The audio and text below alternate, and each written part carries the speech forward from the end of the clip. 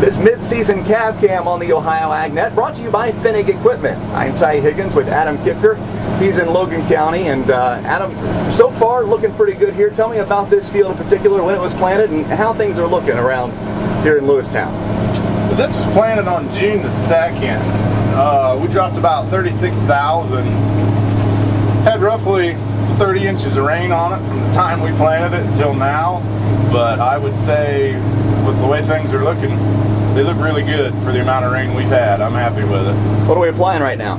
We're putting 28% on.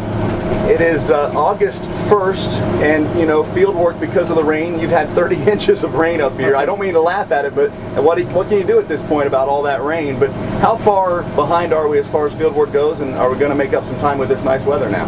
I'd say we're a good 2 weeks behind, maybe even upwards of 3 weeks. But yeah, with this nice weather, it's turn and burn. Time to play catch up. Putting some Y drops on. This Finnig Equipment Y drop toolbar, something new here at Triple K Farms. Tell me about the toolbar and some of the uses of it and some of the advantages of it. Well, we bought this toolbar off of Finnig early this summer, and the nice part about it is it's set up for 60 feet. I could follow my planter. We set tram lines. We moved rows on our planter to make the trams to follow. I can follow the planter 60 foot to 60 foot. I can drop it within 5 minutes. I can have my other boom back on, and it just makes everything so much easier. As we were setting up this visit, it was just a couple days ago, and you were doing beans. Yeah. Talk about that transition, because going from beans to corn, kind of a pain in the rear, but not so much anymore, huh? Oh no, not at all, not at all. This boom has 4 sets of stands. You take them off though when you have the boom on. When you go to take it off, you just put the 4 sets of stands on. You don't have to take the Y drop system off. You just put the stands on, adjust it to the height, unhook a couple pins, pull the hydraulic valve, just like changing the head on a combine. Set it on the ground, back away from it, drive over to the big 120-foot boom, hook up to it, plug in a few hoses, plug in your hydraulics, and you're spraying within 10 minutes. Customization a big part of this toolbar as far as Finnig goes, and what was he able to do for you? What are some of the things that's just made for Triple K Farms here?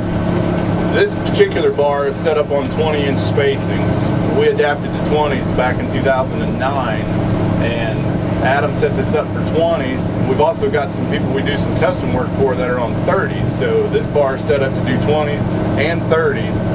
And one thing we also done, we're still in testing, is this particular bar is going to have the automated height control on it. It's going to have a 3-sensor section to where once we get it set the way it's supposed to, it'll auto contour just like my 120-foot boom will. One thing about doing this time of year, you kind of get a different view of the field, and you know, you see things from the road and they might look all right, but this kind of tells you what you might really have out there. And sometimes you don't want to see it, but overlooking this corn planted first part of June, you got to be pretty pleased. Oh, very pleased with what we've got here. June planted corn is always tough to try to turn into something, but this sure looks like it's going to turn into something good for us.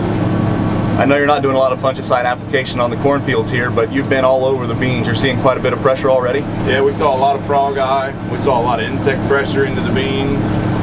This particular field here has got a little bit of common rust. It's just starting to show up, but for the most part, corn's staying clean.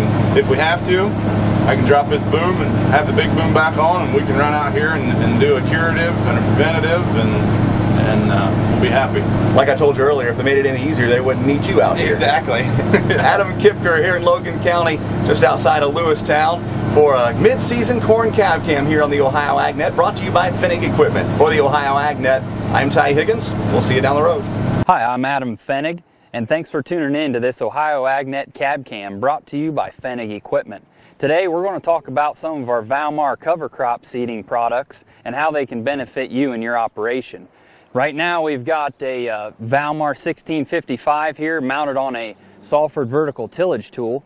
You can use this to incorporate cover crops, you can sow wheat with it, and even beans as well. It's a nice unit to run post-wheat harvest for an early growth stage, or also after beans or corn in the fall if you want to use maybe a a winter kill product or whatever you'd like to seed with it, it's extremely good on those smaller grains.